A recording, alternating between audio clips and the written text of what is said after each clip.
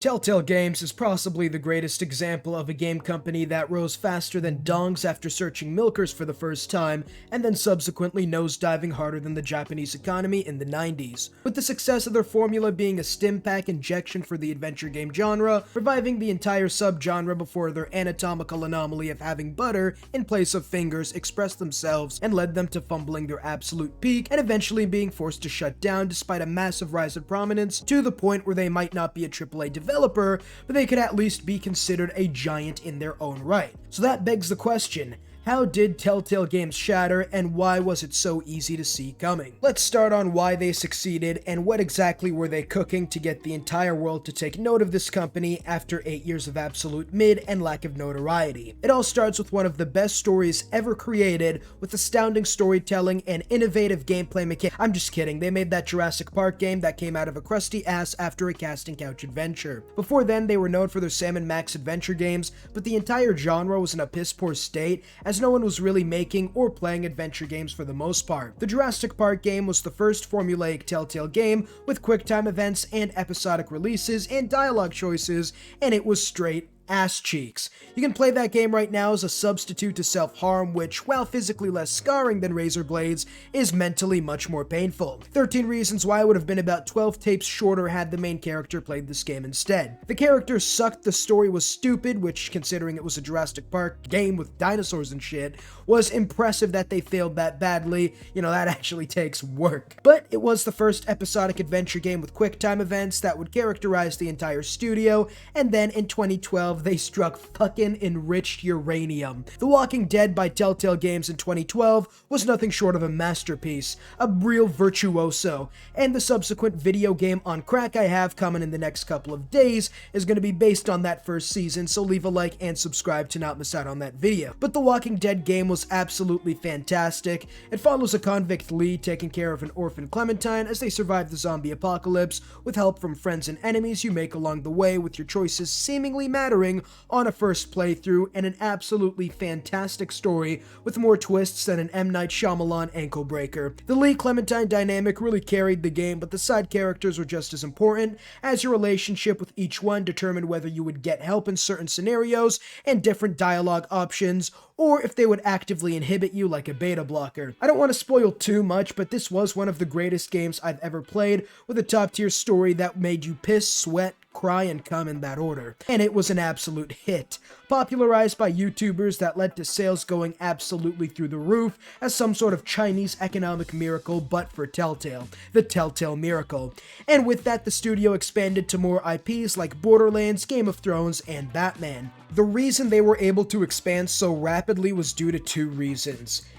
The fact your choices mattered, so you had an actual input in the game instead of watching an interactive story, and you were allegedly controlling the narrative through your decisions, while they also built up hype for the game over the course of a year, with a new episode coming out every couple of months in their formulaic episodic format. Secondly, the adventure game genre was more barren than postmenopausal ovaries, and with the success of Telltale Games, they essentially had a monopoly, allowing them to introduce and reintegrate fans of the genre. Their innovation helped separate them from the pack and improve on the previous failing of the genre, and they were poised for a breakthrough. After this success, the rest of their games had reasonable success, with Wolf Among Us and Borderlands being Telltale fan favorites, and with their big name IPs, with even the fucking Guardians of the Galaxy, for fuck's sake, becoming a game in Minecraft story mode, about as out of place as a white dude in the Democratic Republic of the Congo. Telltale scooped up any and all popular IPs, with even a Stranger Things game in the works before the shutdown, and this all led to certain levels of success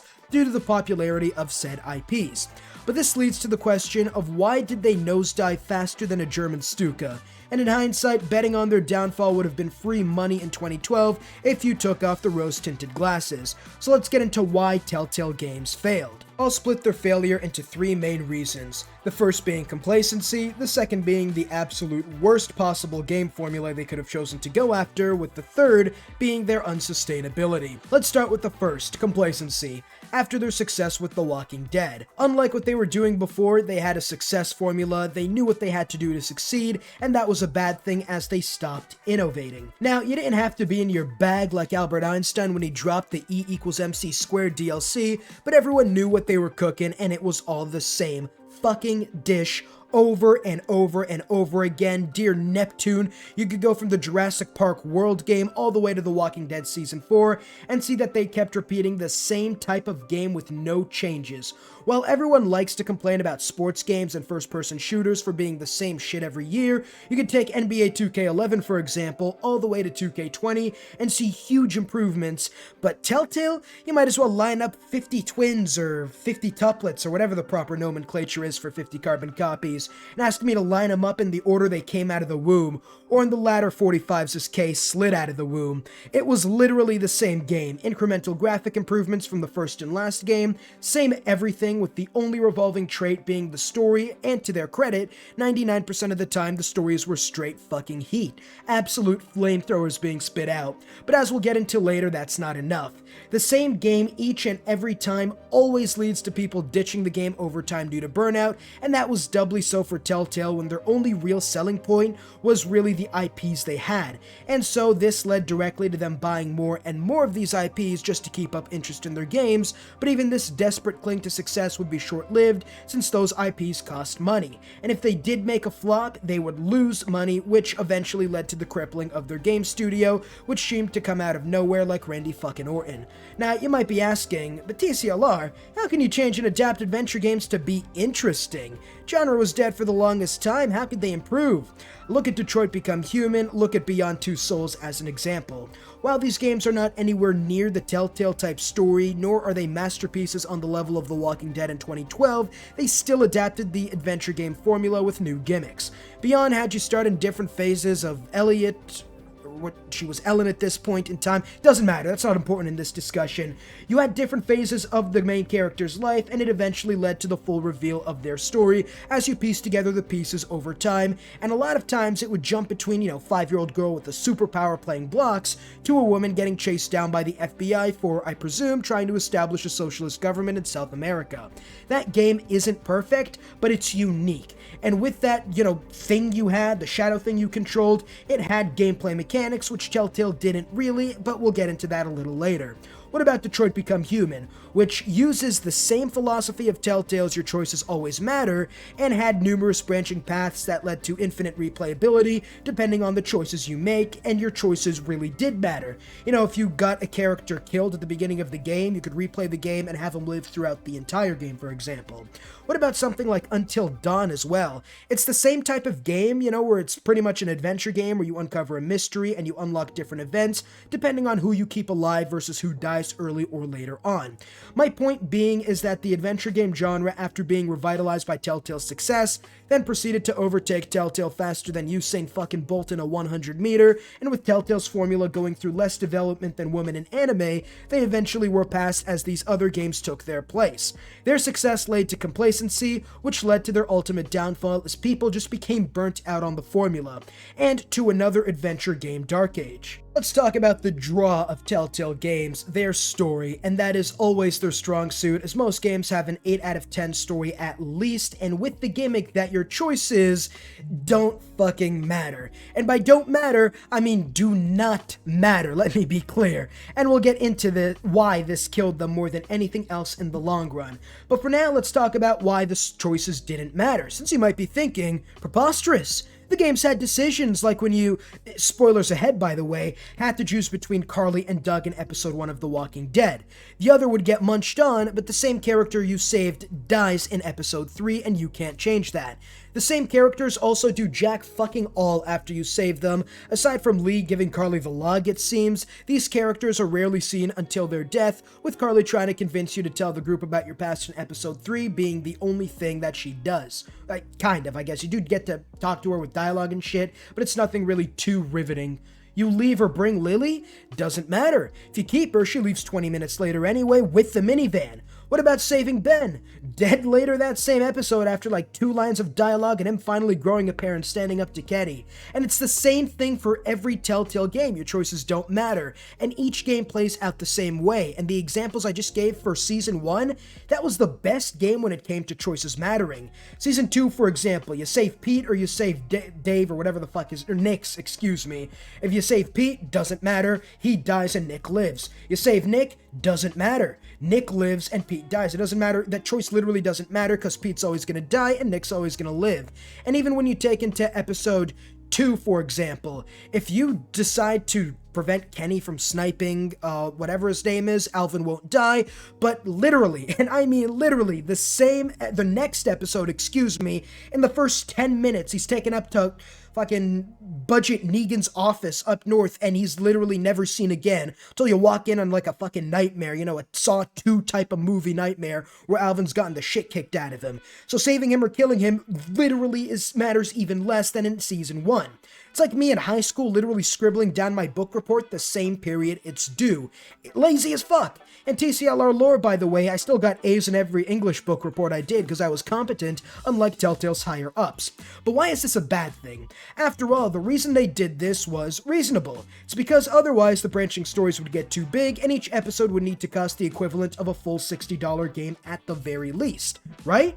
That's true, and I understand why they did what they did, but it still was the number one thing that led to their downfall. Why is that? Well, for starters, a first-year computer science student could make more riveting and engaging gameplay on the Commodore 64.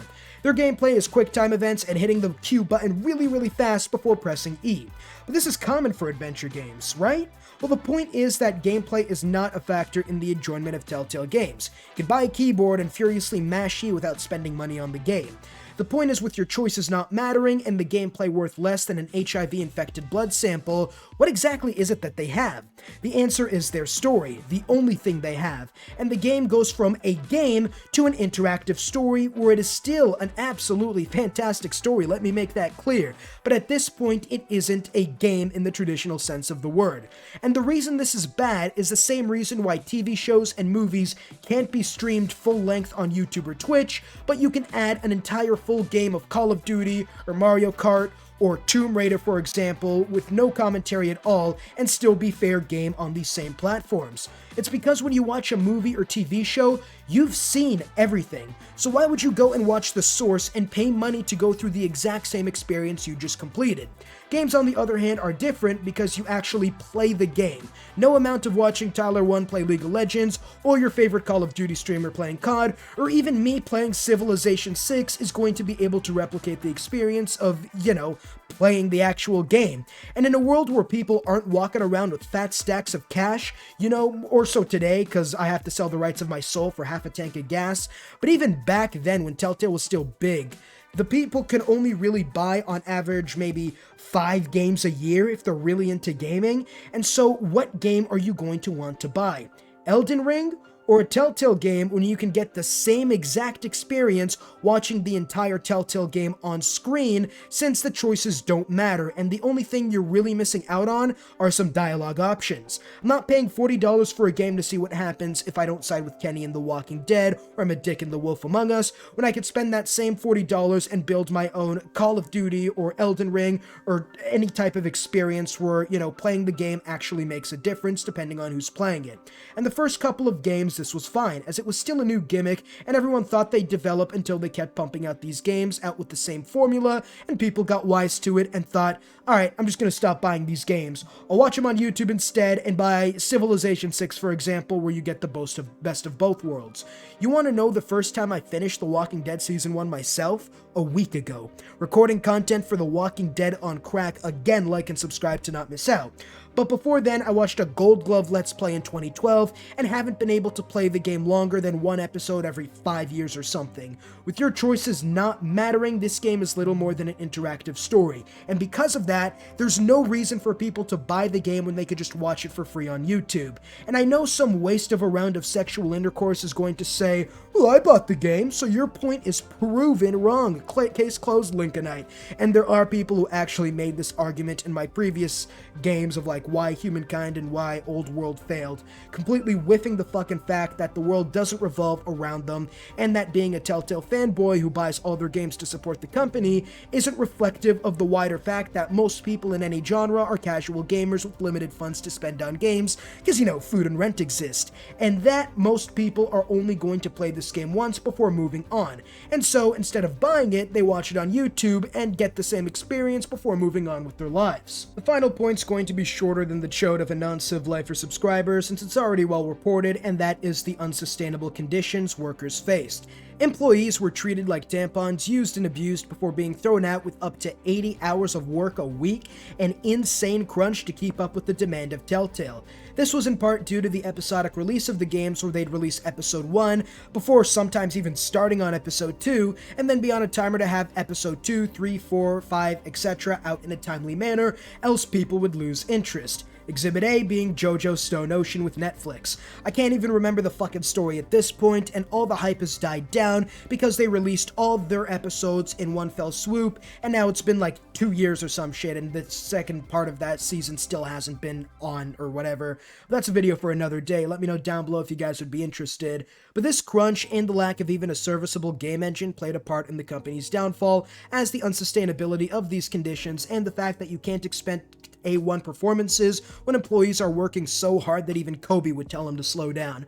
But another part of the unsustainability of these conditions is the terrible game engine these games were built upon, where they had to literally draw every frame by hand of a wardrobe falling down, for example, and character movements. This and their insane growth and outsizing of their studio led to them hemorrhaging money and time to the point where even a single subpar monetary performance led to the complete downfall of the studio.